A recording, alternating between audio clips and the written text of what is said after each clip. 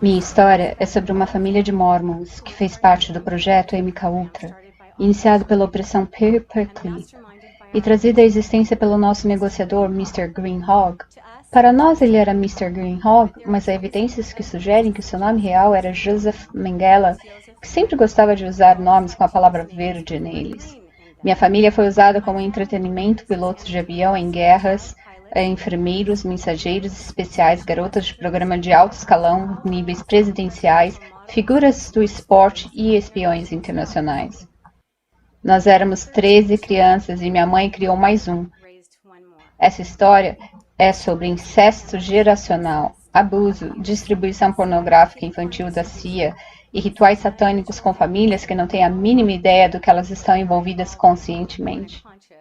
É sobre lavagem cerebral, controle daqueles que têm mais a oferecer. É sobre como líderes religiosos, sociedades secretas, maçonaria e agenda satânica de pedofilia é amplamente usada para controlar governos, religiões e polícia local para fazer vistas grossas aos acontecimentos. A escuridão ama se esconder atrás da luz. Então talvez o choque de escutar sobre um bispo mormon que tentou estrupar uma amiga minha logo após ela se casar, sendo este mesmo líder de alto escalão que após isso oficializou um ritual satânico e quase se livrou dos seus crimes de estupro, de assassinato e oferecimento das minhas irmãs a um deus desconhecido em um altar cerimônico do templo de Salt Lake. Mas é também sobre o poder do amor, aceitação e confiança. É sobre a busca de respostas e cura de uma mulher e a história de como ela encontrou o amor verdadeiro. Ele está aqui hoje na audiência e gostaria que todos soubessem que se não fosse por ele, eu não estaria aqui viva neste momento. O trabalho surpreendente do Dean fala sobre a linguagem dos órgãos e glândulas do corpo. Por exemplo, o cólon está ligado a eliminar aquilo que não nos nutre mais, neste caso o ódio. Se formos verdadeiros ao nosso espírito, nós descobriremos como eliminar o que não nos nutre mais.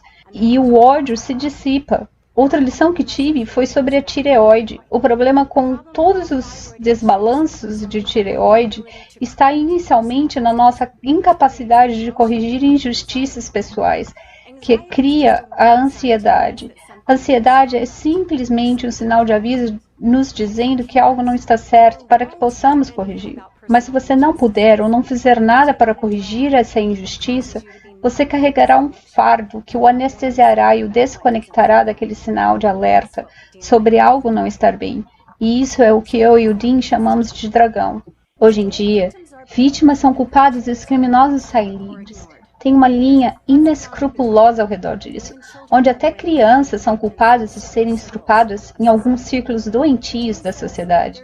O Dean diz que não há limite à perversidade do dragão e isso precisa ser corrigido. Quando meu pai foi para a prisão, ocorreu uma sucessão de curas dos problemas de tireoide da nossa família. O perpetuador estava finalmente em um lugar onde ele não mais poderia machucar a nós ou qualquer outra criança pelo tempo em que estivesse lá. Era o culpado e nós éramos a vítima. E a sociedade se levantando ao colocá-lo na prisão nos mostrou isso. Foi uma clarificação pública nos mostrando quem era ou não culpado. Mas ele era uma vítima também. Então, este é um assunto bem complicado. Porém, quando se refere a matar uma criança, existe uma linha que é ultrapassada, onde até os piores perpetuadores sabem disso. Hoje, eu falo por todas as vítimas de perpetradores ocultos que ainda se escondem atrás de famílias, das elites governantes, de sociedades secretas, governos e religiões que ainda servem como disfarce para os crimes mais hediondos do planeta. E o que me indigna muito é que a maioria desses crimes ainda guardam punição. E somente quando punições apropriadas foram permitidas é que ambas as partes, perpetradores e vítimas, terão a chance de se curar. Dean diz que dizer a verdade é o maior trauma humano, porque através dos séculos vem sendo severamente punido, mais do que qualquer outra coisa. Então todos nós temos isso em nossa memória coletiva genética, então os traumas são ativados a todo momento que se faz isso, e é o motivo ao qual tantos de nós mantêm suas experiências para si mesmos. Eu comecei a dizer a minha história em 1998 sob o pseudônimo de Sue Ellen, em uma série chamada Fênix Não Morre, por John Quinn. Desde que comecei a contar isso, eu perdi uma carreira de 20 anos de cantora, muito dinheiro, minha saúde, minha casa e uma intervenção ilegal que desde dezembro passado nos deixou desabrigados. Agradeço a Jane por acreditar em mim no que eu tenho que falar. Minha irmã Nancy tentou contar e foi envergonhada e enviada para a tia Daisy. Minha irmã Dawn tentou contar e foi enviada para um convento católico com grades nas portas. Priscila tentou contar e foi parar no pronto-socorro. Irene testemunhou o estupro da própria irmã e atirou em seu próprio estômago. Pamela tentou contar e acabou se excluindo de todos nós por mais de 20 anos e não conseguiu nem se trazer para o funeral de nossa mãe. April tentou contar e teve os filhos tirados dela e colocado na prisão e tenta recuperar a guarda deles de volta. Então, eu aplaudo as minhas irmãs por ter tido a coragem de tentarem me contar a verdade e eu peço desculpas por não ter ouvido-as ou acreditado nelas logo de início. A primeira história de abuso sexual que eu vi na minha família foi a da minha irmã mais velha, Nancy, que com 16 anos naquela época me disse que teria que sair de casa porque meu pai tinha mexido nos seios dela e tentou fazer sexo com ela. Ela então contou ao bispo e ele a disse para se manter calada para não destruir a família ou manchar a igreja. Eu mantive o segredo da Nancy e não contei que eu sabia nem para minha mãe nem para o bispo. Só foi bem pesado para uma criança de 10 anos saber de tudo isso. Mas se a história da Nancy foi difícil para eu acreditar, vamos dizer que foi impossível para eu acreditar na minha irmã mais próxima, April, quando as memórias dela começaram a voltar. Ela me contava sobre rituais secretos e bebês tendo seus corações comidos, coisas que me faziam pensar que ela só precisava ser medicada ou que talvez tinha assistido muitos filmes de vampiros. Então eu e a April éramos grandes amigas e ela me contou tudo sobre qual era o problema. Essa sou eu e a April, na época em que Bill Clinton estava transformando-a em garota de programa de luxo. Daí, Dawn, de 10 anos, começou a fugir de casa após sofrer estupro grupal, e isso foi numa pequena cidade que se chamava Santa Maria, na Califórnia. E Priscila foi enviada para uma outra família porque meu pai a confundiu com a minha mãe uma noite e dormiu com ela. E ela só tinha 14 anos na época. Papai me escreveu um mês depois em um pedaço de papel de pão de uma ilha do Havaí dizendo que ele acordou de uma amnésia e eu acreditei nele. E implorei ao juiz para perdoar o meu pai. E adivinha? Ele perdoou e disse ao papai, nunca mais faça isso. Em 2002, no funeral do meu irmão, minha irmã me contou que ele a molestava constantemente quando ela era criança. Ele pagava $1, a molestava e roubava o dinheiro de volta. Dawn, ao ouvir a história dele, disse, sim, ele fez a mesma coisa comigo. Eu fiquei tão chocada que eu não conseguia nem enxergar direito no funeral. E ele tinha sido elevado à posição de pastor-mestre na igreja. E eu pensei, que diabos acontece com essa família e esta igreja? Eu precisava de respostas. Eu tinha 42 anos em 1997, quando eu ouvi a Kathy O'Brien falar. Tinha somente 13 de nós no pequeno hotel. Eu tinha acabado de fazer vasectomia, então mal conseguia me levantar da cama e eu não ia. Até uma forte palpitação e intuição me levou a ir ouvi-la. E eu literalmente coloquei um roupão, entrei no carro da minha amiga e fomos. Eu falei com a Kathy após a sua apresentação e ela me disse que ela se lembrava de mim e da minha família durante os tempos dela de Mormon MK Ultra matinais, o que então explicou o histórico de Alex com a nossa família dos tempos de conto de fadas de terror, e isso foi surpreendente. Mas finalmente as histórias loucas das minhas irmãs começaram a fazer sentido, porque eu já tinha ouvido tudo isso antes. Mas no dia seguinte eu liguei para Dawn para me desculpar por não ter acreditado nela quando ela me contou que tinha estado no exército. Eu pedi que ela recontasse o que tinha acontecido e disse que eu iria acreditar nela dessa vez.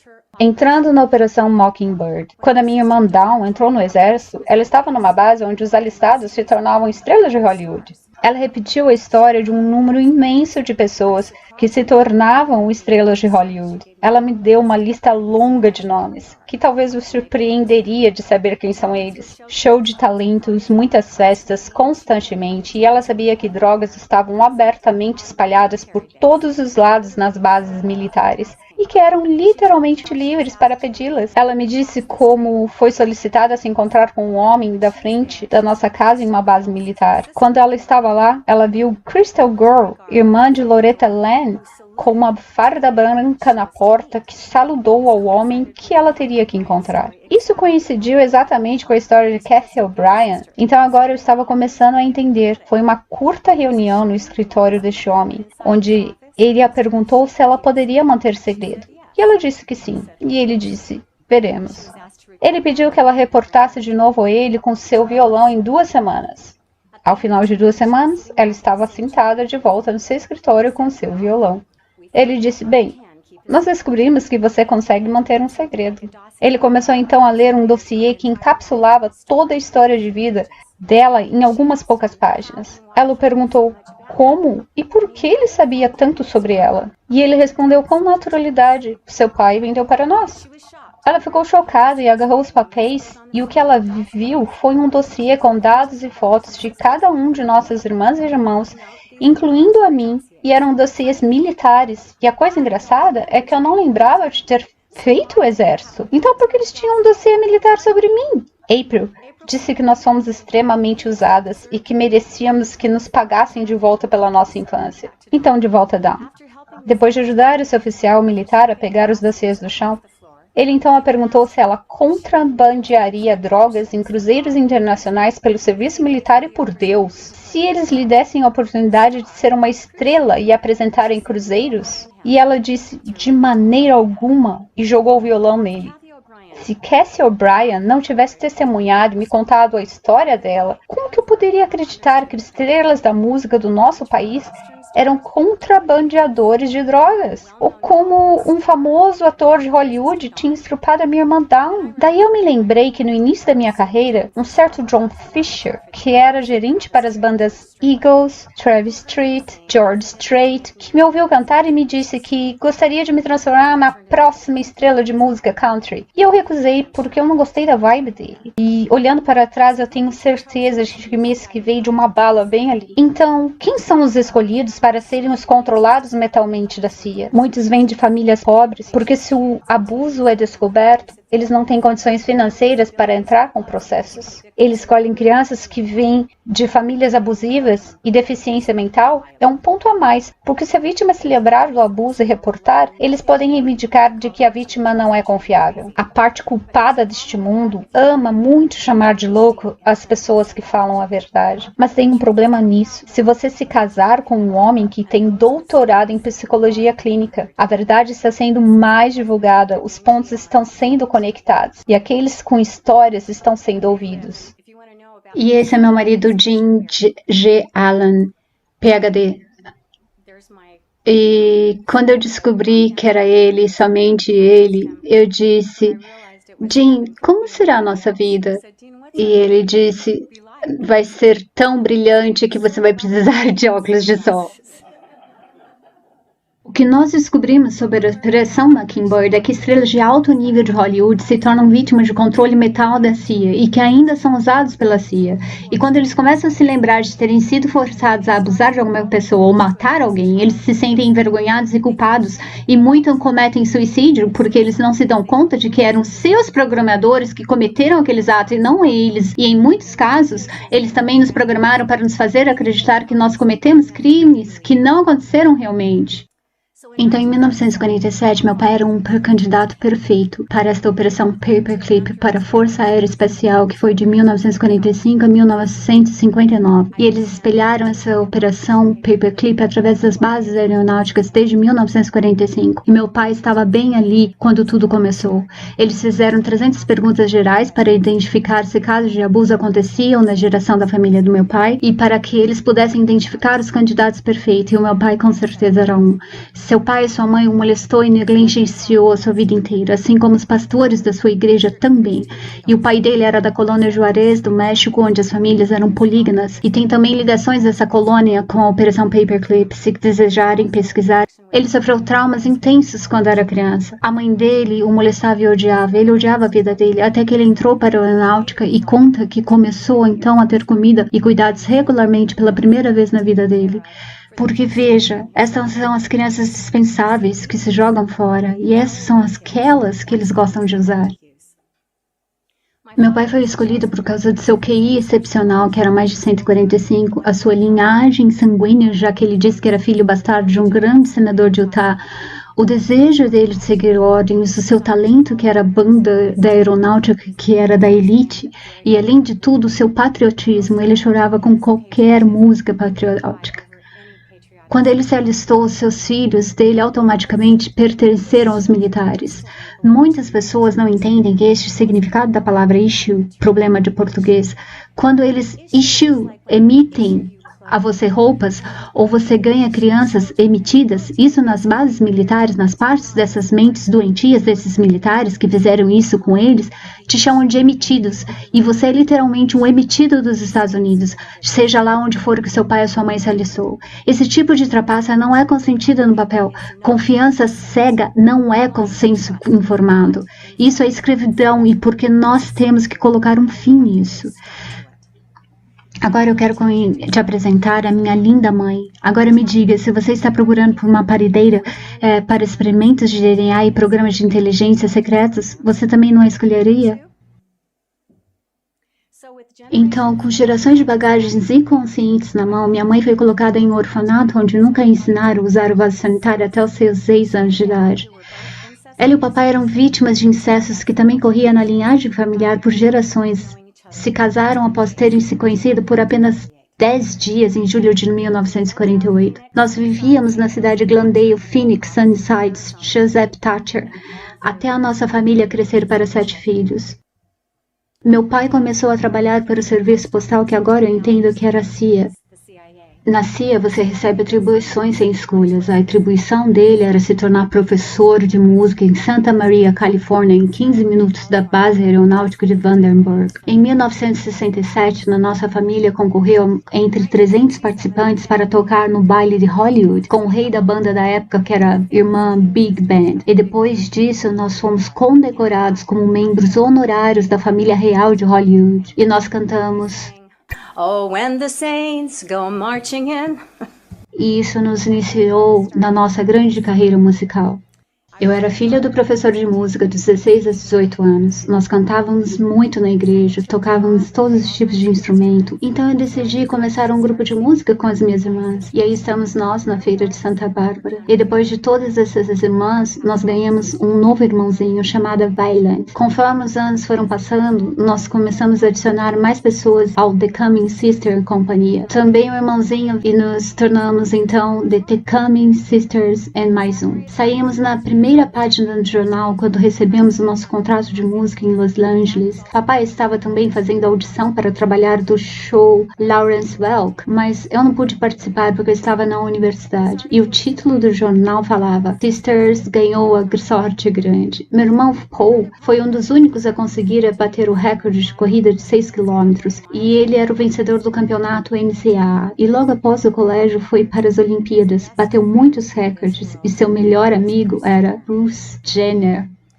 Abuso infantil ritualístico é o mais horrendo de todos. Crianças são sistematicamente aterrorizadas até eles serem forçados a desassociar, que é o objetivo deles. A tortura é resultado de um ritual muito bem planejado e bem pensado, muitas vezes aplicados por parentes próximos, e a única fuga para as crianças é desassociar, e eles vão desenvolver uma nova personalidade para capacitá-los a suportar o abuso, e essa nova personalidade ajuda muito os abusadores. Uma vez que o abuso acaba, a personalidade principal não fica ciente do que acabou de acontecer. Desassociar também serve aos propósitos do ocultismo, porque as crianças não têm memórias das atrocidades e elas entram na adolescência e vida adulta sem nenhuma memória ativa do que está acontecendo. E continuam sendo parte de rituais em sua adolescência e início dos 20 anos, desconhecendo seu envolvimento.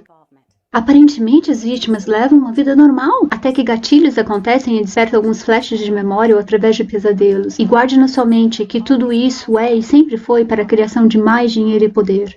É sobre manter cartéis de drogas, gangues violentos, tráficos de seres humanos, comércio de sexo, tráfico de crianças, pornografia infantil e escravidão de humanos com a forma mais lucrativa possível. Para dar uma ideia das grandes quantidades de dinheiro envolvido, algumas crianças e até imigrantes são usados em snuff films e dissecados ao vivo para a colheita de órgãos para os planejados e suas partes vendidas para os hospitais entre 90 a 200 mil dólares, dependendo do órgão. Crianças com bons DNA também são vendidas às famílias que os queiram comprar. Muitos de nós já ouviram falar da excreção chamada adenócromo. Os satanistas removem essas glândulas adenais das crianças logo após elas terem sido aterrorizadas e logo antes delas serem assassinadas em rituais para extrair essa excreção que as elites usam para manter a sua juventude e prolongar as suas vidas. E falando de gatilhos, conforme eu estava olhando as fotos, eu percebi a pose das mãos, lembrando uma borboleta. Borboletas são símbolos para o programa MK Ultra, e o homem que tirou essa foto era um maçônico de alto escalão, e esse homem era Ralph Adams, que você pode ver aqui. Ele era também um fotógrafo de talentos. Ele fez performances no show Ed Sullivan, Caesar Palace e Mike Douglas. E ele me fez levitar em um show e minhas irmãs desaparecerem. E não me pergunte como ele me fez levitar ou desaparecer, porque eu não sei. Esse foi o segundo mágico com o qual nós trabalhamos. O primeiro foi Alex Houston, que estrupou Priscila em um evento. A memória parece vir em camadas. Por exemplo, a primeira camada de memória pode ser de incesto. E daí eles se lembram de hobbies e velas. E depois eles se lembram que seu pai ou mãe estavam presentes enquanto eles estavam sendo abusados. Outra camada é ver outras pessoas serem torturadas ou assassinadas.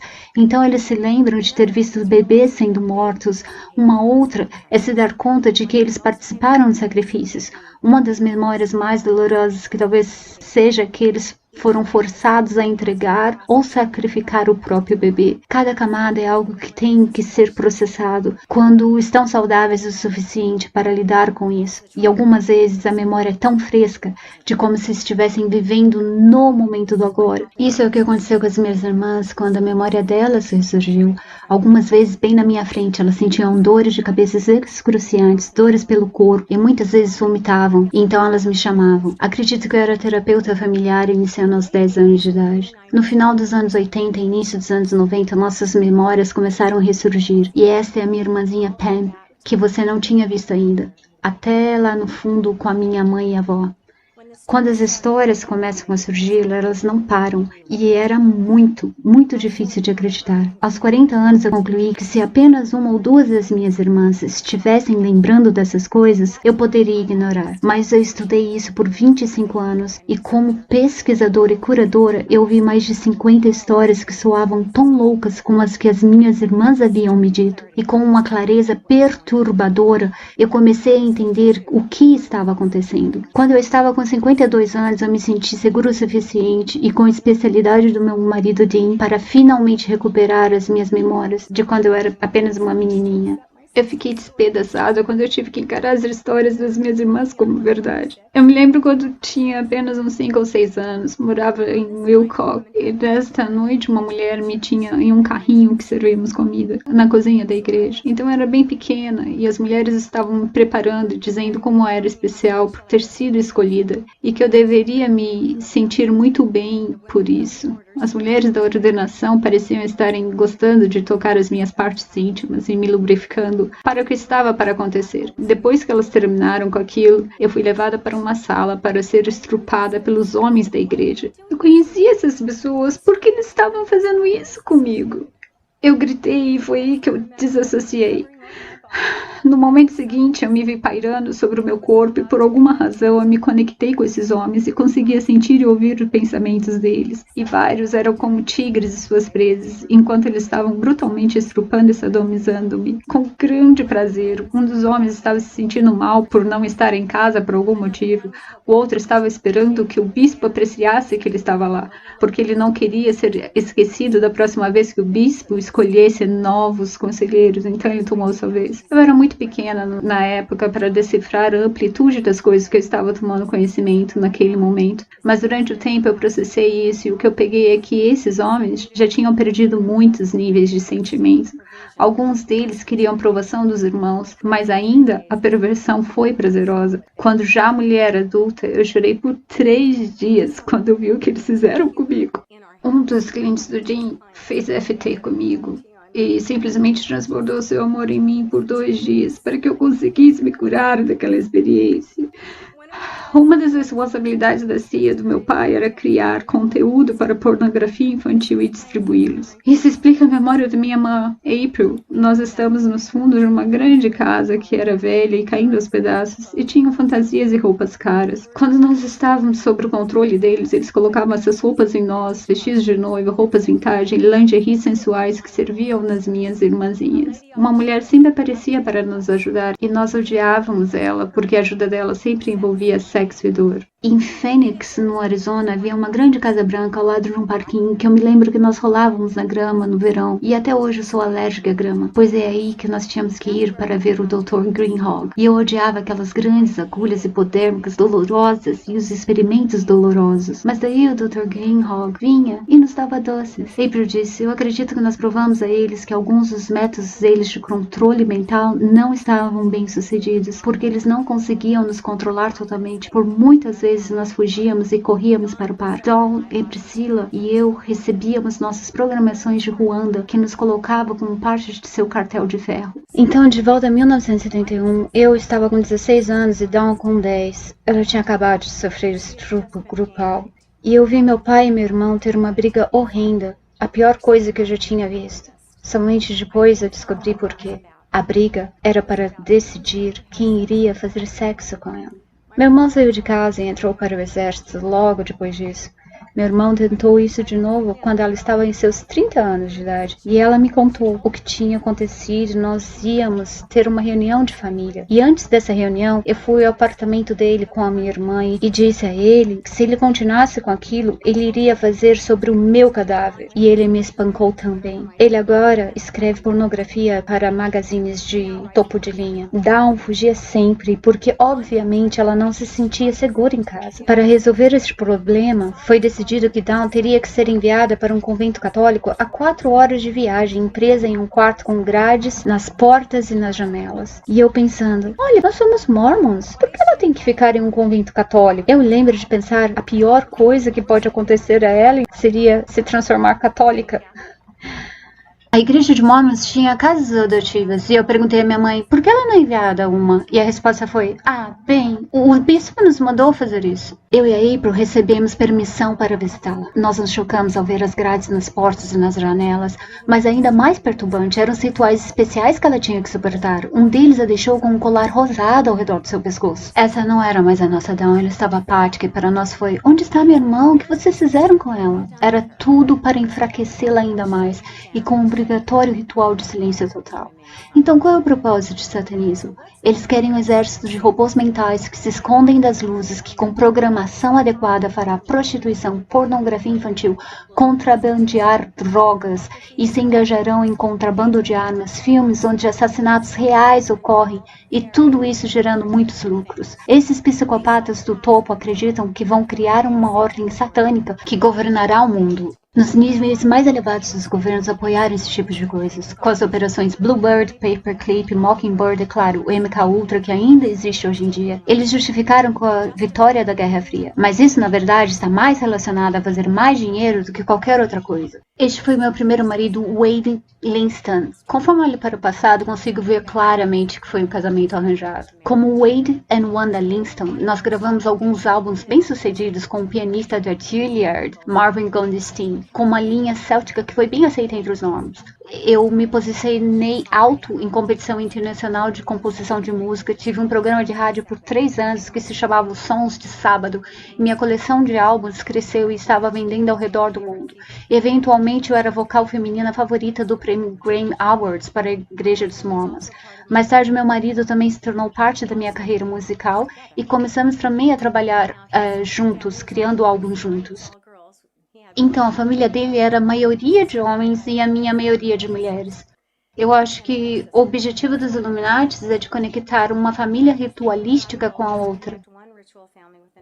O pai dele acabou molestando a neta e está morto agora. Eu fui casada com ele por 25 anos e eu não podia ter filhos, então nos tornamos pais temporários de 8 crianças. Eu também quero mencionar que o pai dele era membro do Tabernáculo Central Mormon e ele me disse que era de 2 linhas de trabalho secreto do governo. E quando olho para trás eu penso que conveniente que era para ele ir com o Tabernáculo Mormon por todo o mundo, ao mesmo tempo que ele faz parte de 2 segmentos do governo secreto. Então, uma das minhas crianças tinha sido acorrentada à cama desde que ela começou a denunciar sofrer abuso sexual de sua mãe e do irmão até os seus 6 anos de idade. E como mãe adotiva, isso realmente começou a me ajudar a entender o que tinha acontecido com meu pai. Eu já tinha ouvido coisas semelhantes na minha própria família, então me ajudou a compreender o que tinha acontecido com minha própria família. Mais tarde eu aceitei o chamado para atender um serviço penitenciário de Utah, na Sociedade de Socorro, onde eu aprendi que 98% deles eram vítimas de abuso. Eu fui designada ao trabalho de ponte, onde constantemente eu tinha que ir ao armazém do bispo para pegar comida para as mulheres que estavam deixando a prisão. E depois eu fiquei sabendo pela Kate O'Brien que esses armazéns, que nem igreja, são constantemente usados para distribuir drogas, pornografia infantil, etc. Então, voltando no tempo, eu tinha 14 anos nessa foto que eu estava no acampamento feminino da igreja, oficializado pelos líderes do sacerdócio. E note as nossas fardas militares. Nós fomos torturadas por 2 anos. Éramos usadas em experimentos secretos, estrupadas em rituais diabólicos e sofrendo lavagem cerebral. Eu e minha irmã não éramos as únicas vítimas. Todos do nosso grupo de juventude, os quais crescemos juntos, também foram todos usados. Nós fomos vendidos para os federais pelos nossos pais e seus líderes militares e sacerdotais. E eu posso te dar os nomes se vocês os quiserem. Acampamento da igreja com Peer Knight. Ela não está mais entre nós, mas ela estava também no nosso acampamento da igreja. E era ela também uma das mulheres que fizeram experimentos nas bases subterrâneas da Força Aérea Militar de Vandenberg. Eu me lembro de um sofá vermelho em uma sala gigante. Em um desses locais dessa base subterrânea de Vandenberg, não tinha fim para o teto, era muito alto e o cômodo era monstruoso de grande. E tinha esse sofá vermelho bem no meio. Eu e minha irmã April estava a ponto de ganhar a nossa injeção hipodérmica, que nós odiávamos tanto. E eu me lembro dizendo, você corre pra cá e eu corro pra lá. E nós vamos correr, correr, correr. E nós podíamos correr que nem o nosso irmão. Então eles sempre tiveram trabalho para conseguir nos pegar. Nós odiávamos aquelas injeções doloridas. Podíamos correr, mas não nos esconder daqueles jalecos brancos de laboratório. Eles acabavam nos encontrando e nos colocavam em camisa de força. E eles tinham seu jeito não somente com nossos corpos de puberdade, mas também com as nossas mentes. April se lembra do dia em que eu tive os meus óvulos extraídos. Ela escutou os meus berros conforme fui colocada sob choque elétricos. Então, como ela era parteira, porque eu não podia ter filhos, porque eu tinha endometriose, que agora eu sei que é algo que eles fizeram comigo, e isso agora vai soar muito louco se você não está familiarizado com isso. Eles usavam o meu DNA e implantavam no ventre dela, e depois geravam os bebês em incubadoras avançadas até o momento que eles estavam viáveis. Nós costumávamos tentar a fugir constantemente quando eu acordava usando os códigos deles. Eu me lembro de dores no ouvido horríveis e muito tempo debaixo d'água. Haviam experimentos de respiração embaixo d'água. Se você quiser assistir o filme de Hollywood, The Deep, isso pode talvez explicar algum desses experimentos que eles estavam fazendo conosco. Como resultado, eu odeio nadar, porque se entrar em qualquer água na minha orelha, eu acabo com dores de ouvido extremamente excruciantes, porque eu tenho um buraco no meu ouvido. April fazia um monte de perguntas sobre os bebês durante os experimentos,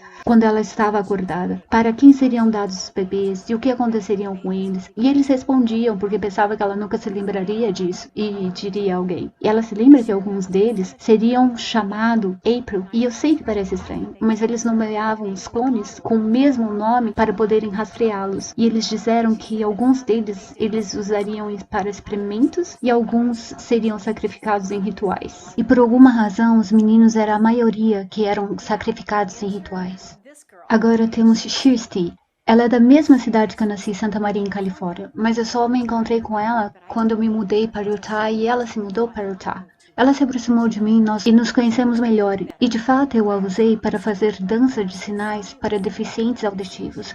Ela fazia uma dança linda de sinais e finalmente ela me contou a sua história, que a mãe dela era uma satanista e a razão pela qual ela foi colocada em casa adotiva para tirá-la da família satanista. O que não foi surpresa vindo de Santa Maria, Califórnia. A história dela é que ela é minha filha, mas o juizado ainda está fora disso porque ainda vamos fazer testes de DNA, porque sua mãe é reconhecidamente de família satanista e disse a ela que o meu DNA foi usado quando ela engravidou no laboratório. Ela tinha sido testada e foi dito que o DNA dela veio de mim. Que loucura tudo isso. E a Shirsti coincide exatamente com a história da April, de que ela foi usada como reprodutora para carregar o meu DNA e processado depois em incubadora avançada para ser usado depois com candidatas selecionadas a terminar a gestação em seus lares. April disse que vários desses bebês receberam o nome dela, April Cummings, e ela se manteve observando algum deles, pois ela sabia os nomes de algumas das famílias para quem eles foram dados. E isso é tudo tão louco. Nós pesquisamos na internet por pessoas que tinham esse nome, April Cummings, e olhamos os seus vídeos só para um exemplo. E isso é muito estranho, porque muitas dessas pessoas parecem muito comigo, seus gestos, comportamentos parecem demais. E nós encontramos outro dia uma em São Francisco que era apresentadora de TV, mas ela se mudou para as Ilhas Caimã, então se quiser pesquise por apresentadora de TV nas Ilhas Caimã e você vê o que você acha. Então, voltando para quando eu tinha 15 anos de idade, este era o meu líder da banda Babies in Toyland quando estava no colégio. E eu participava de todas as peças da minha escola em todos os anos do meu ensino médio. O pai dele trabalhou para a Força Aérea de Vandenberg e eventualmente para a NASA quando eles se mudaram para a Flórida. De acordo com minha irmã, ele também era da elite do programa MK Ultra. E para nos treinar, nós fomos caçados com arma no meio da noite no Point Sale e na praia de Guadalupe. E nós tivemos sorte de sair disso com vida. Nós tínhamos todos idos na festa da igreja, estávamos todos em um caminhão de fazenda. Steve me disse abertamente que ele trabalhava para a CIA e ele era o motorista. Ele nos levou para a entrada do túnel de Los Alamos e tiraram todas as nossas roupas e nos disseram que nós tínhamos que chegar à praia de Guadalupe sem levarmos tiros, senão nós não sobreviveríamos. Nós iríamos ser caçados. Nós tivemos que nadar ou escalar em torno do primeiro conjunto de rochas para chegar à praia. A maré estava baixa, então era seguro para nadar, a lua estava clara, então conseguíamos ver, mas também as pessoas que estavam nos caçando. Nós nadamos todos juntos no início, mas os mais lentos que não conseguiram acompanhar o ritmo e ficaram para trás levaram tiros de anestesia, mas nós pensamos que eram armas de verdade e ficamos aterrorizados. Nós usamos as sombras ajudando uns aos outros da melhor maneira que podíamos e chegamos em um pedaço onde não conseguíamos contornar ou passar sem uma corda, mas o DR era alto, então ele achou uma corda e arrumou para todos os demais. Quando nós chegamos na praia de Guadalupe, nós usamos a areia para nos cobrir e corremos pelas dunas de areia. Corremos nus pelas ruas e conseguimos escapar. E tivemos 6 de nós que não levou tiro naquela noite. Mas nós começamos com um grupo muito... E aqui estão os nomes. Mas eu não me lembro disso. Mas eu posso certificar que nós éramos muitos unidos no colégio. Fazíamos um monte de coisas juntas e éramos os grupos dos estudiosos da escola. E nos chamávamos de família. Então, olhando de volta para a situação e estando ciente do tipo de tecnologia que o MK Ultra usava, a única coisa que posso pensar é que as nossas mentes foram apagadas e que acordamos nus nas praias e a única coisa que eu podia falar é: Eric, eu tenho que ir embora. Eric, me leva embora para casa. Eu estava muito preocupada com o que a minha mãe ia pensar. E o que eu me lembro é que o papai me fez memorizar o Jaguar Dart, que foi escrito por Lewis Carroll, que é um pedófilo famoso. E ele também escreveu Alice no País das Maravilhas. E isso veio a calhar um pouco mais tarde. Nas minhas pesquisas eu descobri que crianças vêm sendo usadas em todas as guerras. Então, para mim, não foi surpresa saber que na Guerra do Vietnã fomos todos usados como super soldados juvenis. Nós fomos usados como soldados, fomos treinados a pilotar aviões, tínhamos treinamentos médicos. April relata que em várias ocasiões nós nos costuramos de ferimentos com grandes habilidades durante as nossas missões no Vietnã, Romênia, Colorado e em várias bases subterrâneas. Nós transportávamos drogas e políticos para dentro e fora da América, para diferentes países, e se fôssemos pegos, eles dariam desculpas de sermos crianças e se livrariam disso. Mas isso era bem perigoso para essas crianças descartáveis, mas era um plano muito inteligente. A história mais louca foi a do senador Jack Ryan. April relata que ele morreu em uma de nossas missões no Colorado, logo após ter salvado nossas vidas. Ele também conta que Bill Clinton foi o responsável por sua morte. Mas eu adoraria que Robert ter tudo isso pesquisado por fontes especiais. Então mantenha na mente, eu não me lembro disso mesmo. Mas vou dizer que quando eu tive a oportunidade de pilotar aviões em 2 ocasiões diferentes, ambas as minhas aterrissagens foram perfeitas. E os pilotos voando comigo fizeram comentários do tipo: "Uau, parece que você tem feito isso a sua vida inteira." O que foi exatamente como me senti.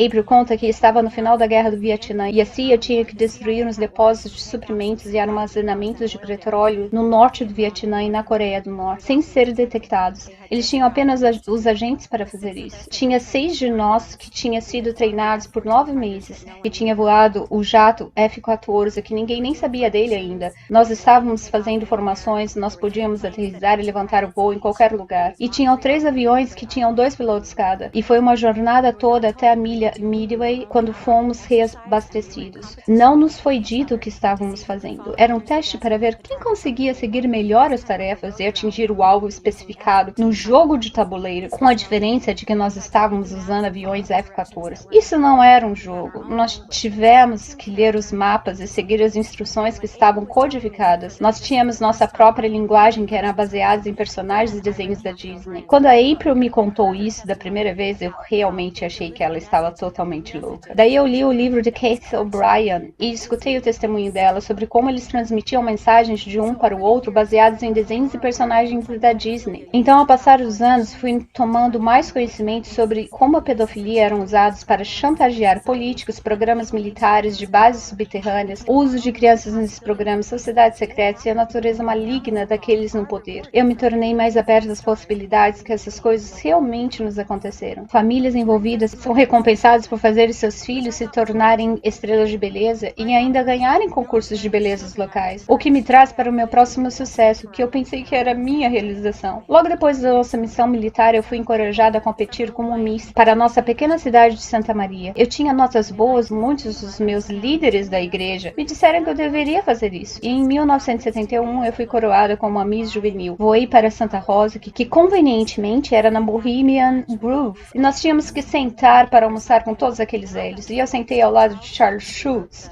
que escreveu os desenhos do Charlie Brown, e que era meio tímido e educado. E naquele ano, eu também ganhei bolsa de estudos de teatro para a Universidade de Brigham Young, então foi um ano cheio de conquistas para mim. E no ano seguinte, tive um grande evento no auditório do Ethel Pope, e minha irmã April estava também concorrendo ao programa de Miss Junior. A nível estadual, eu ganhei prêmio de fitness, onde nós apresentamos uma dança coreografada com tacos de beisebol, som de Take Me Out to the Ball Game. Meu irmão Paul tinha acabado de ganhar o campeonato do NCAA, então foi um grande ano para a nossa família. E eu fui pensando, o que meu pai deve ter feito para que nós estivéssemos envolvidos com tudo isso? April me disse que os programadores foram mais duros comigo, porque eu era muito obstinada, difícil de quebrar e não conseguia me hipnotizar. Ela se lembra dos eletrodos que eles colocavam em mim e a dor excruciante que eles me proviam a todo momento que eu os superava. Ela disse que a minha recompensa pelo cumprimento era se tornar a próxima Miss Junior, a próxima isso, a próxima aquilo. E ela me disse que eles iriam me usar para espionar por eles em uma base internacional. Ele disse que nós duas provamos ser candidatas não confiáveis, até eles colocarem um implante avançado sob a pele do nosso couro cabeludo, chamados de boné. No início eles estavam usando isso nos nossos dentes. Após isso, eles nos usaram para uma missão na Armênia, onde nós entregamos correspondências para um chefão da cortina de ferro. Isso foi durante o reinado do terror sob o presidente romeno David Kizek, com o nosso coral da escola e patrocinado pelo The Reader's Digest, que nos traz para Nabisco. Meu pai teve muitos trabalhos diferentes. Ele era um professor de música, ele proveu muitas aulas extras após o horário oficial com os pais que confiavam nele com seus filhos. E durante o verão, ele tinha um trabalho que vendia bolachas ou biscoitos na New England. Nabisco eu vim a descobrir que é um órgão disfarçado da CIA. Meu pai era vendedor de bolachas e também estoquista, onde nós fomos ajudar. Essa era a nossa grande chance de estar com o papai no carro, com a grande família. Isso era uma grande alegria para nós estarmos juntos do papai. Eu me lembro de chegar lá e ver a barra levantar e achei interessante que meu pai tinha que mostrar o seu passaporte militar na portaria. Mas eu estava sempre extremamente cansada, aparentemente efeito das drogas que eles me davam. Todos os meses, quando a minha menstruação vinha, eu era levada às pressas ao hospital, onde os médicos me davam Darvon ou Darvocet para minha endometriose, e eu dormiria por dia só para me superar das dores. E as dores eram excruciantes. Vocês não têm ideia de como era horrível. Então, assim que eu menstruava, minha mãe corria comigo para o hospital e eles já me atendiam imediatamente com as injeções para que eu conseguisse superar e sobreviver nos próximos 2 dias. E olhando para trás, vai saber o que acontecia comigo quando eu estava dopada por aqueles 2 dias. April disse que os rituais de sacrifício aconteciam com mais frequência do que eu gostaria de saber. E eu espero que esta seja a memória mais dura que tenhamos que superar. Nós fomos estupradas e sodomizadas depois dos rituais. Eles gostavam quando as garotas estavam menstruadas, para que eles pudessem provar o sangue. E esse é o mesmo grupo de pessoas que eu encontrei no porão do templo da cidade de Salt Lake. Como John Rappaport disse, as pessoas precisam entender a história de loucos e assassinos nestas profissões que continuam se sentindo contentes em usar tortura em nome da ciência. O psiquiatra que foi trabalhar para o projeto MKUltra pela CIA eram desprovidos de consciência. Qualquer experimento era um bom experimento. Seres humanos eram objetos úteis. E isso continua acontecendo nos tempos atuais. Esse é o objeto útil, minha pobre mãe. Eu nunca conheci a minha mãe quando ela não estava depressiva. Uma condição que o Jim chama de pressão profunda que não é expressada. Quando nós morávamos em Thatcher, ela foi atacada pelo nosso presidente. Ela foi usada como uma reprodutora e estava sempre grávida. Ela tinha diabetes não tratada que parecia instabilidade mental após uma caixa de chocolates. E ao passar do tempo, eu finalmente comecei a entender a minha mãe quando ela foi diagnosticada e tratada para diabetes. Por outro lado, as drogas a desabilitaram ainda mais, e ela costumava correr atrás de nós com a vassoura e nos chamar de demoníacas. Depois de uma vida inteira atormentada por diabetes, minha mãe decidiu não voltar mais a fazer diálise depois de 8 anos. Ela morreu 2 dias depois disso. Imediatamente depois disso, eu comecei a ter sussurros de coração para reunir as minhas irmãs e começar a falar sobre o que aconteceu no templo em 1972. Eu acho que minha mãe queria que nós comparássemos notas. Eu tinha 17 anos e tinha acabado de me graduar do ensino médio, e este é o templo de Salt Lake aos fundos. Papai estava indo para a assembleia solene no lugar do bispo, o que era muito estranho. Neste prédio de Salt Lake do governo estadual de Utah, em 1972, para a assembleia solene, e esta é a foto que nós tiramos lá neste dia. Então, em março do ano 2000, eu reuni minhas irmãs e disse, é hora de falarmos sobre o que aconteceu no templo de Salt Lake. E a April e a Priscilla estavam sem se falar uma com a outra. Então, o que aconteceu foi um tipo de milagre. April começava a falar e a Priscilla terminava suas frases, e Dawn contribuiu, e rapidamente estavam todas falando ao mesmo tempo. Dawn estava se escondendo embaixo dos móveis. Elas estavam todas chorando em histeria, e não tinha nada que eu podia fazer para acalmá-las. O que eu consegui unir dos testemunhos delas naquele dia foi... Em outubro de 1972, nós estávamos escaladas para cantar em um coral infantil regional para a sessão matinal do sábado. Minhas irmãzinhas Dawn e Priscilla tinham se perdido um pouco antes de começarmos a cantar. Então meu pai enviou a April e eu para procurá-las. Nós as escutamos gritando, quando nós corremos para uns túneis sob a garagem para o porão do templo. Quando chegamos perto dos gritos, nós escutamos um bebê recém-nascido chorando. E o bebê parou de chorar assim que nós chegamos na porta. E tinha uma grande marca vermelha no chão onde nós achamos as nossas irmãzinhas. A Priscilla de 8 anos tinha sido colocada em um altar preto com uma toalha de mesa vermelha. Nós congelamos de dor na porta quando nós percebemos um homem de roupão preto e vermelho, semelhante ao roupão branco que os mormons usam em suas cerimônias. Ele estava cortando o coração do bebezinho que nós ouvimos chorando. Nós sabíamos que este homem era um líder de alto escalão na igreja, mas que eventualmente se tornou o profeta da igreja. Este homem morreu recentemente. Ele segurava um punhal de joias. Ao mesmo tempo que ele segurava o corpo sem vida do bebê, e o coração, e comeu um pedaço dele. Eu e a April já tínhamos visto o suficiente. Don tinha encontrado um esconderijo embaixo dos móveis. E enquanto eu pegava a Don, April pegou a Priscilla e disse, Estas são as minhas irmãzinhas.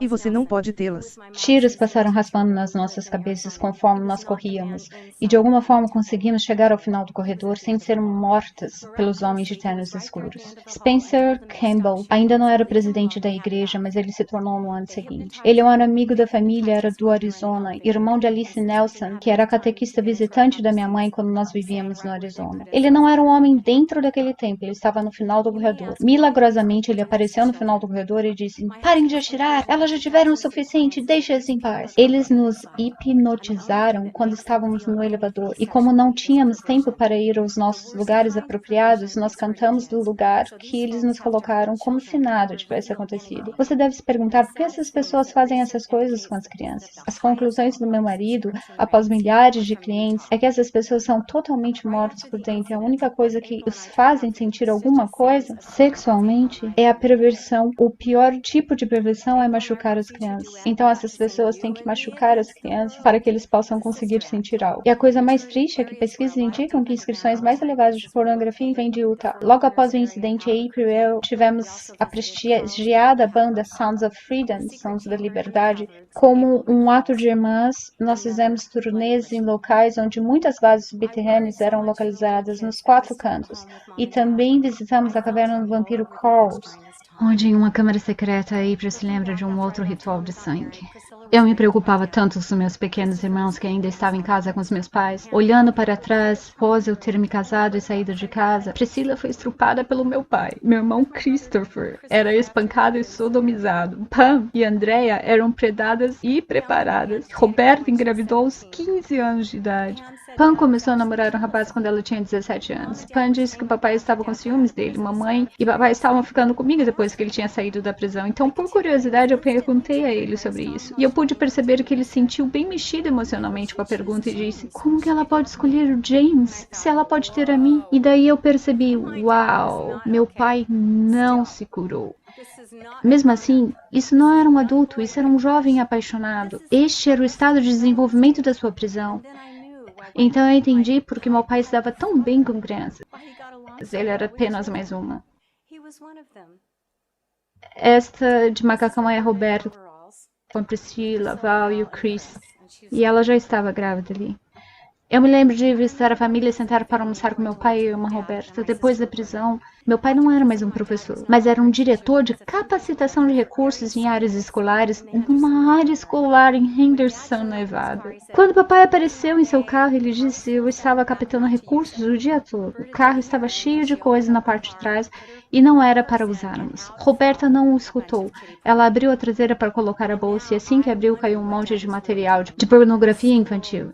E agora eu realmente me pergunto, o que meu pai estava realmente fazendo no trabalho de captar recursos escolares? Ele estava vendendo joias baratas e doces ou pornografia infantil? E minha pergunta final foi: para quem ele estava vendendo isso no sistema público escolar? Eu entendo agora que pedófilos se sentem atraídos para a profissão de professor com pouquíssima segurança disponível para identificá-las e pará-los. Olhando para trás, eu me estremeço ao pensar que meu pai estava fazendo qualquer trabalho no sistema público escolar ou dando aula de músicas depois do horário. Você deve se perguntar, por que essas pessoas fazem isso com crianças? A explicação do Dean é que eles precisam de perversão extrema e não há perversão maior do que a de machucar crianças. Penitências se tornaram negócios para as igrejas, então até mesmo as vítimas são mandadas a ler mais escrituras, pagar 2 vezes mais como parte do processo de redimir-se. Mas a minha pergunta é, do que as vítimas têm que se redimir? A estrutura da nossa sociedade, educação, governo, militar, é uma estrutura de caos. E igrejas são grande parte disso. Essa é uma estrutura de brutalidade, insanidade, de sadismo, fetichismo, de canibalismo, de exploração dos inocentes, de tortura, de assassinato e morte. Mas o amor e compaixão é a forma mais elevada de inteligência na evolução humana. Essas elites que programaram crianças ainda têm muito que evoluir. E eles não sentem emoções mais leves que nem aqueles nas escalas mais elevadas. Mas jogos escuros não levantam voo na luz. O amor triunfa conforme mais e mais pessoas estão testemunhando. Agora eu acredito que programação ritualística de abuso está bem alastrada e gera em torno de 8 a 10% dependendo de onde você vive. É bem estruturada, é bem organizada e está a cada canto e pedacinho minúsculo deste mundo. E está mais que na hora de trazer isso à tona. Eu me lembro assistindo Roots, Raízes, e vendo as pessoas que eram chamadas de escravos. Era chamada escravidão, mas o pior tipo de escravidão é aquela onde as pessoas em escravidão foram tão programadas mentalmente que elas nem sequer percebem que elas estão escravizadas. Que inconscientemente eles são projetos de experimentos sendo testados sem vontade própria, que seus filhos são torturados nos lares, nas escolas e nas igrejas. Esta é a cara da escravidão permissiva, porque o silêncio é o nosso consentimento, e não há prêmios para escravos bem comportados. Escravidão não está em nós, escravidão vem sido imposta em nós já há bastante tempo. Existe somente duas energias neste mundo, uma é a que destrói a força de vida, que encapsula confusão, decepção, manipulação, medo e força, e estes são os poderes do dragão, e a outra energia é o amor e luz. O dragão subdesenvolvido na energia da força de vida pensa que se não pararmos o que fazem, nós estamos concordando com isso, o que faz tribunais como esses serem tão poderosos. Porque uma vez que nós, como sociedade, vermos o que fizeram conosco, não podemos mais deixar de ver. E aqueles responsáveis por essas atrocidades têm que pagar pelos seus erros. E seja qual for o contrato que o dragão pensa que tem conosco, está oficializadamente finalizado. Uma das minhas colegas de canto é a Sandy, do programa Lawrence Welk Show. Talvez alguns de vocês aqui lembrem-se dela. A irmã dela é psicoterapeuta e ela disse: se a luz se apagasse em cada casa da cidade que já ocorreu incesto ou abuso, ficaria escuro todas as noites. Porque famílias, querendo ou não, acabam se envolvendo. E bispos e professores podem se envolver. E colegas de trabalho podem se envolver. E nossos próprios irmãos ou irmãs podem se envolver, simplesmente por seguirem ordem dos militares. Maridos e esposas, e até mesmo os nossos queridos pais, acabam se envolvendo, mesmo sem saberem disso, com seus olhos totalmente fechados conforme o ciclo de abuso continua, com gerações de vítimas da igreja e do Estado. Para todas as vítimas em todos os lugares, eu queria que você ouvisse isso. Isso não foi a sua culpa. É culpa dos psicopatas que há muito tempo nos considerou como escravos para sermos sexo-explorados e experimentados. E isso tem que acabar agora. Meu pai tem 86 anos agora e eu não sei se ele cruzou aquela linha e matou uma criança ou não. E o ponto de cozinhar espíritos é para levá-los a cruzar aquela linha e matar crianças. Sim, eles eram todas vítimas, mas aí é onde, se eles estão cientes de estarem fazendo isso, eles sempre têm escolha, porque os poderes negativos têm que se infiltrar muito profundamente para que eles nunca consigam sair. Enquanto você não entender a linha de pensamento do dragão, você não vai entender. O dragão tem a sua própria filosofia, e isso é fazer o que quer que seja para estabilizar, manter e controlar. Tem um ditado que diz: a verdade o libertará, mas primeiro te indignará. Nós todos temos escolhas, mas tem aquela linha que se cruza. Novamente, a mensagem é abominar tudo aquilo que não nos serve mais e abominar o suficiente até que consigamos eliminar e expelir isso, que só ocorre quando nos tornamos conscientes disso. Você não tem que amar isso. A lição nos diz que nós fomos desenhados para abominar do mesmo jeito que abominamos fezes fedidas e eliminar isso. Conscientização é a única solução elegante e já está no tempo de nos unirmos e parar de permitir que esses que fazem essas atrocidades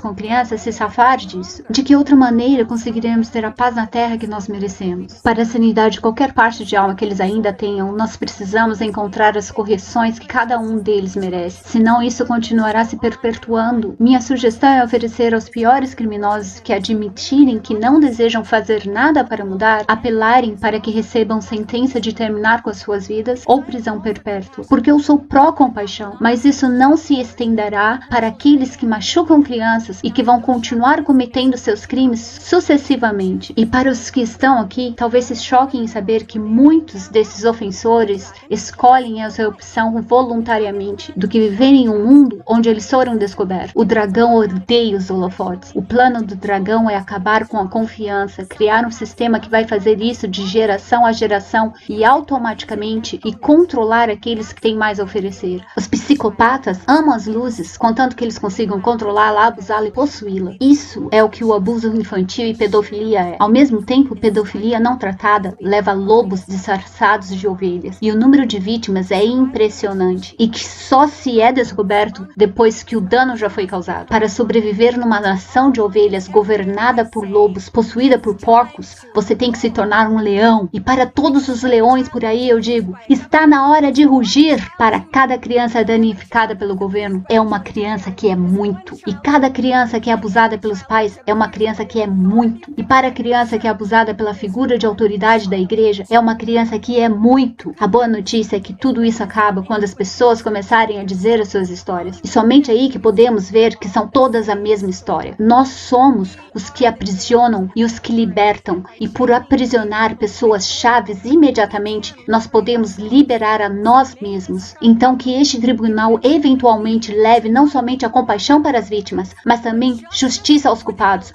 Because we are the ones we have been waiting for.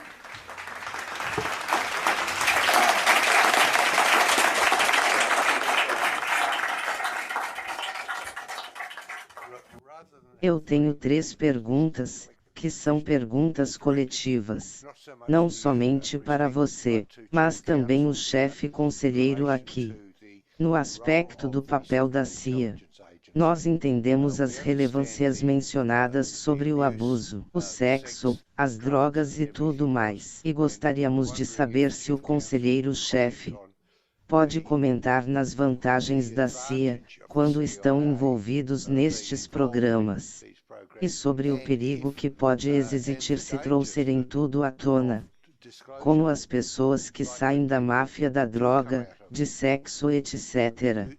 Eu estava acabando de comentar com o excelentíssimo e ao meu associado, que um amigo meu se tornou viciado em cocaína e ele basicamente perdeu a cabeça. Ele costumava ir a festas oferecidas por líderes das elites do estabelecimento, incluindo juízes, onde eram servidos drinks e cocaína por garotas nuas. E isso era a norma. Mas, ele conseguiu sair disso. E ele se recuperou e escreveu um livro. E o livro entrou para a lista dos mais vendidos do Amazon. E algumas das pessoas que estavam envolvidos, acabaram na prisão. Mas, ele não. E alguns a reputação judicial ficaram em perigo. Pode então comentar sobre tudo isso?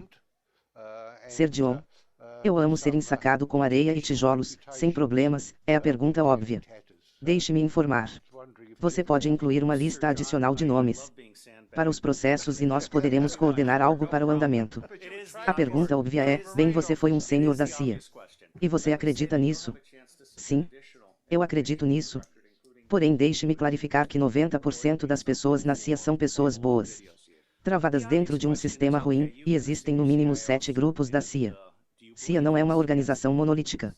E contra as ordens do presidente Truman. Quando trouxeram todos os engenheiros e cientistas nazistas etc., eles foram para 2 lugares. Eles foram para a CIA e para a NASA, que no nosso mundo nós chamamos de Nazi, Agência Espacial Nazista. E como a Kathy O'Brien descreveu tão claramente, lá, na NASA é onde o núcleo da mina foi criado. Então, só para dar uma rápida clarificação dos 7 grupos da CIA para tentar responder a sua pergunta. 1. Tem a CIA de Wall Street. Wall Street fundou a CIA para ser o elemento secreto que controla as coisas. E isso é bem explicado no livro de David Talbot, O Jogo de Xadrez do Diabo. Eu fiz a minha revisão sumária nele. 2. Tem a CIA da Casa Branca, que são as que fazem os truques sujos para quem quer que seja o presidente. Mas a CIA da Casa Branca parece ter unido com a CIA de chantagens. 3.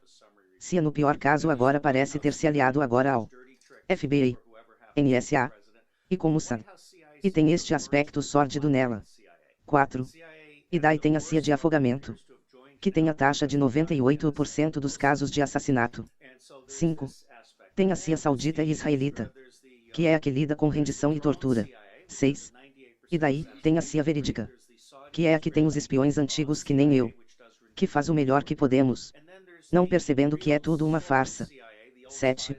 E finalmente tem a CIA burocrática. Por exemplo, eu fui ameaçado de morte em um certo país, e eu me escondi. Abandonei a minha casa, larguei tudo e fui para um hotel. E 2 dias depois, um secretário da CIA me liga e diz: "Ei, nós já estamos pagando pela sua casa.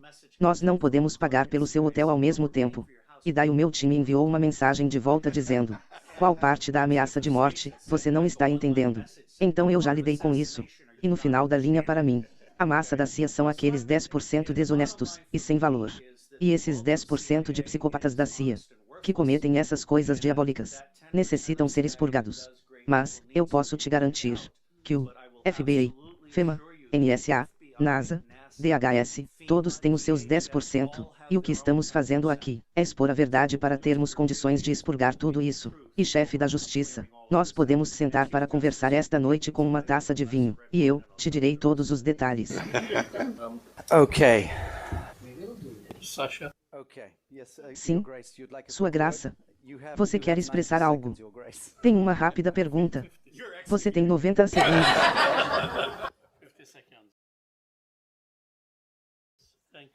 Christy, muito obrigado. Por favor, diga o que te levou a despertar.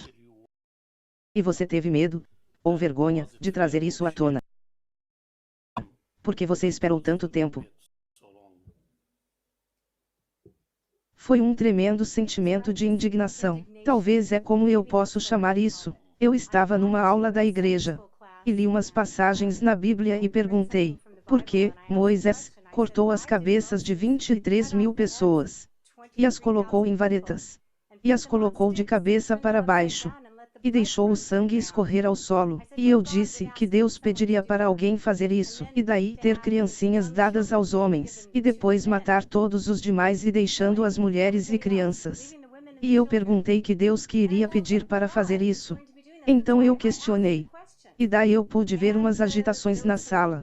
Eu podia ver o bispo irritado comigo, e ele disse: a maneira de Deus não é a nossa maneira. E eu pensei: isso basta. E eu saí de lá e nunca mais voltei. E fui para casa e me lembro que no domingo seguinte eu coloquei meu biquíni e me banhei de sol no meu quintal, e me deitei, e comecei a fazer perguntas. Eu tinha lido em algum lugar que era bom fazer perguntas se quisesse despertar. E eu comecei a perguntar: quem sou eu? Quem sou eu? Quem sou eu? E isso me conectou com uma força maior. Alguma coisa aconteceu naquele momento, e que nunca mais se cessou. E eu continuei fazendo perguntas, e as respostas aparecem imediatamente. Christy, thank you for that.